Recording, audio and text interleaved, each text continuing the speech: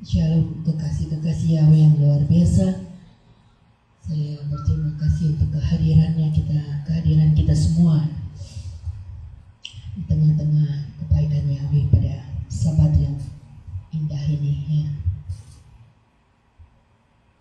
Saya bersyukur, saya percaya jemaat ini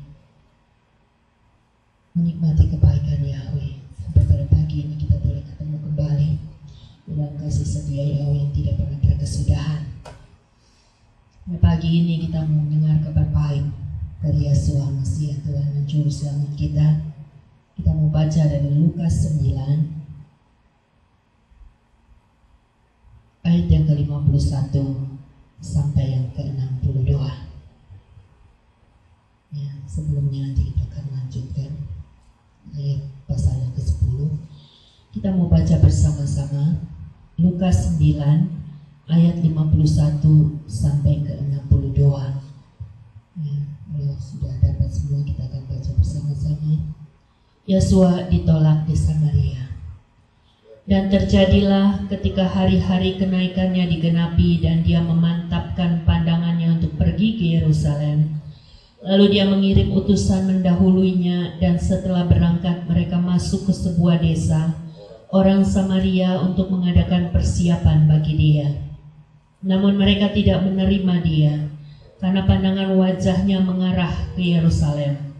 Dan ketika melihat itu, murid-muridnya Yakobus dan Yohanes berkata, "Tuhan, apakah Engkau menghendaki kami menyuruh api turun dari langit dan membinasakan mereka seperti Elia juga melakukannya?"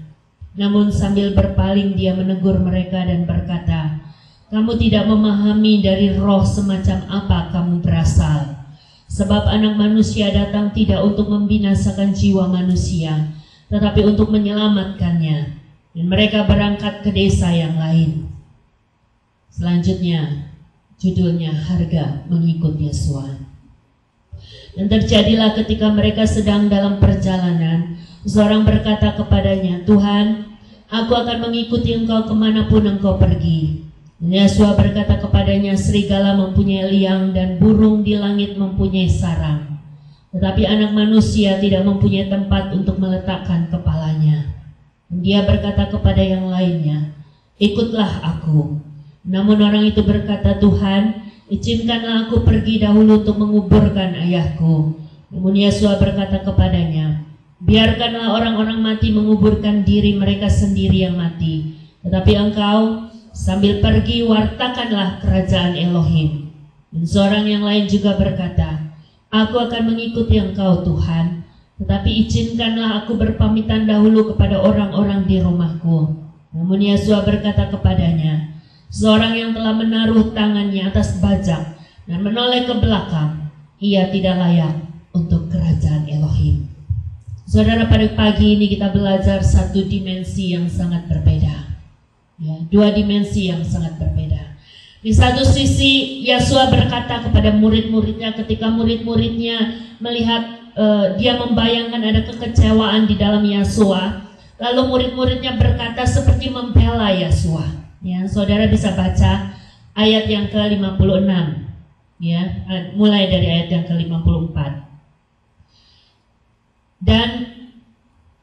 Dan ketika melihat itu, ya, murid-muridnya Yakobus dan Yohanes berkata, "Tuhan, apakah Engkau menghendaki kami menyuruh api turun dari langit untuk membinasakan mereka, seperti Elia juga melakukannya?" Kalimat ini dikatakan oleh murid-muridnya karena ketika Yeshua masuk di dalam satu desa yang namanya desa Samaria, mereka menolak Yeshua, saudara. Lalu murid-muridnya berpikir bahwa Yeshua kecewa akan kenyataan itu. Ya, dan mereka mencoba membela Yeshua. Dia bilang, apakah engkau mau supaya kami melakukan seperti yang Elia lakukan? Ya, minta api turun dari langit dan membinasakan mereka. Tetapi Yeshua berkata, dia bilang begini. Sebab, ya, ayat 55. Namun sambil berpaling dia menegur mereka dan berkata, "Kamu tidak memahami dari roh semacam apa kamu berasal." Ya. Ini menegur keras murid-muridnya. Ya, kalau kita sebagai murid-murid Yeshua, Kita hanya pakai satu ayat-ayat kebenaran firman Yahweh untuk melampiaskan kesalahan kita, melampiaskan kekecewaan kita.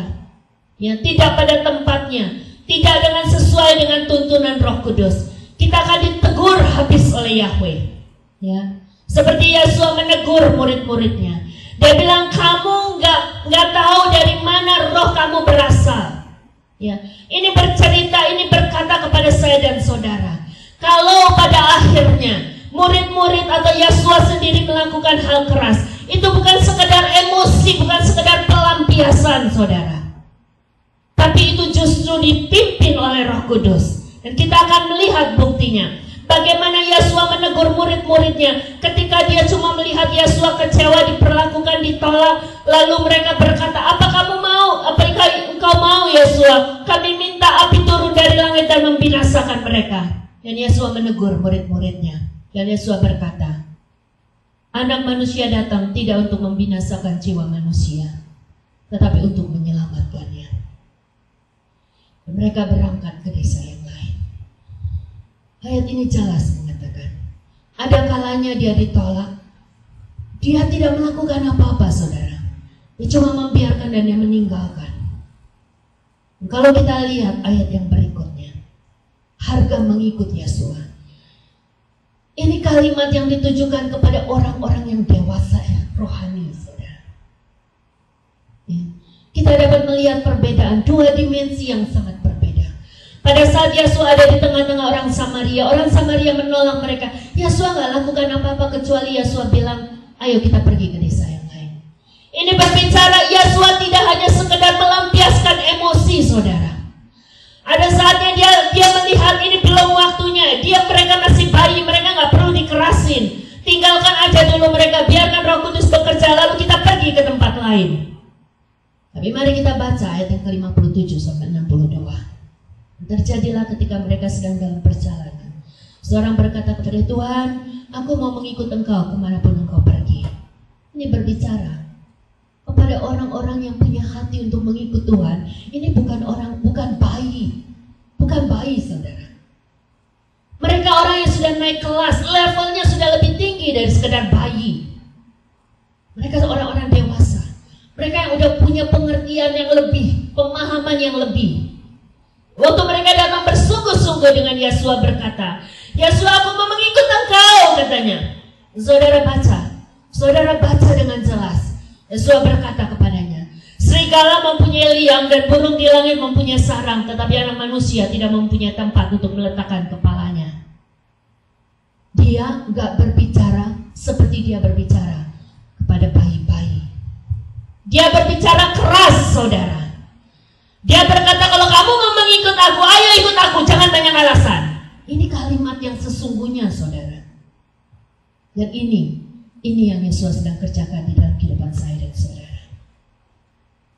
Kalau saya dan saudara merasakan kebaikan Yahweh, kalau saya dan saudara merasakan Dia sudah semakin membawa kita lebih dalam lagi, lebih tinggi lagi, masuk ke dalam lebih lagi, ada satu titik di mana kita merasakan kita sepertinya sedang dihajar keras dengan Yahweh. Saudara, kita bisa baca dari Kejadian sampai Wahyu, bagaimana Yesua bekerja kepada murid-muridnya, bagaimana Yahweh bekerja kepada orang-orang pilihannya. Dia bisa berkata kepada orang-orang pilihannya yang belum mengenal dia, dia penuh dengan kelembutan, dia penuh dengan ajakan yang luar biasa lembutnya. Tetapi dia bekerja dan sangat keras, sangat tegas pada orang-orang yang telah dianggapnya sebagai dewasa. Kita gak perlu kecewa untuk hal ini. Sebaliknya kita bersyukur. Kita bersyukur. Ini merupakan satu promosi bagi saya dan saudara. Ini merupakan satu kedahsyatan yang kita boleh syukuri dengan ucapan syukur. Bapa, terima kasih, mungkin orang lain tidak mengerti aku, tetapi aku percaya Engkau mengerti aku sampai kedalaman hatiku.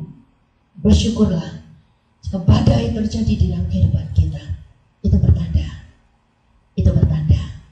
Dia mengenal kita, Dia membawa kita lebih lagi, naik lebih tinggi lagi, masuk lebih dalam lagi, menjadi berkat bagi banyak orang, lebih besar lagi.